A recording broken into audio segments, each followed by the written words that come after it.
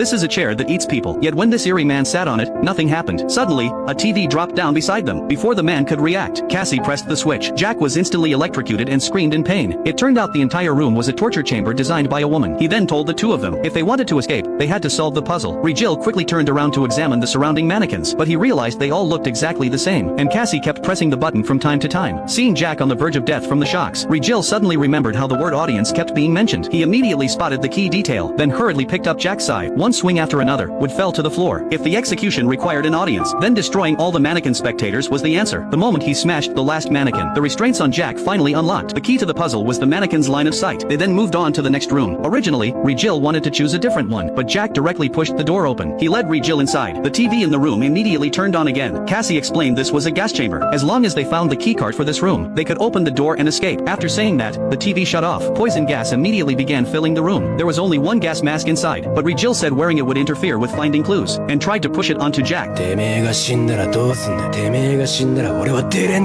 the end, they decided to take turns wearing it. Rigel then started thinking hard. A severed half-foot lay on the floor. A riddle about balance was written beside the body, combined with the scale on the table. Rigel instantly understood the trick. He quickly placed the ankle on one side of the scale, then put the weights on the other side. The scale balanced perfectly, but nothing happened. Panicking, Rigel threw off the mask. Seeing him struggle desperately, Cassie was thrilled. Once the mask came off, Rigel's consciousness began to fade. Just as he was about to collapse, Jack suddenly grabbed him. If he fell asleep here, it would be game over forever. Rigel put the mask back on, yet he still couldn't understand. They had solved the mechanism, so why was there no reaction? He carefully examined the room again, and quickly noticed something new, a ceiling panel above them. Jack immediately tossed Rigel up. Moments later, he found the keycard, but as soon as he came down, he collapsed. Jack quickly grabbed the keycard.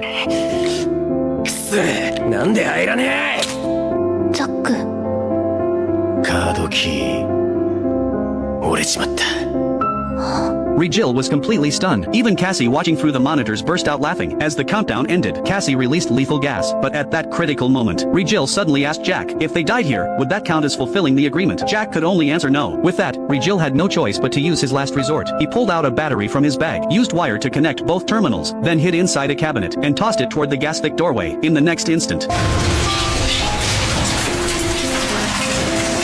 they barely managed to escape, but Rigel collapsed to the ground. He had inhaled too much poison gas, so the two of them found a place to rest. After 2.5 hours, they finally recovered. Then they entered another room, where they were forcibly separated. This challenge required one person to solve the puzzle, while the other followed instructions. Jack followed Rigel's directions, placing a doll on the couch, and setting another doll aside. But Jack clenched his teeth in fury. At that moment, he wanted to tear Cassie apart, yet he still followed the instructions, taking the bandaged doll outside to dig, because Jack was reminded of a horrific past. On a rainy day at an orphanage, his foster parents forced him to dig holes in the rain to dispose of other children's bodies. This entire game was about him. Every step mirrored his tragic childhood. When Cassie saw Jack lose control and destroy the toys, she knew her goal of awakening his nightmares was achieved. She then declared the challenge cleared. The two immediately entered the next room. This time, the rules were far simpler. They only needed to inject the poison on the table into their own bodies to pass. Rigel suggested injecting both doses into himself, but that instantly triggered Jack's protective instincts. Jack snatched both syringes and injected them into himself without hesitation. They cleared the stage by a narrow margin, but the drug soon took effect. Jack gradually lost control. The moment he saw Rigel, he grabbed Rigel by the throat. In his madness, he meant to strangle him to death, but then he saw Rigel's exhausted face, and his heart jolted as if shocked by electricity. Jack regained a shred of sanity. He pulled Rigel into his arms, told him to run after a brief goodbye. He couldn't control himself anymore. In the very next instant, Jack was taken over by the drugs once again.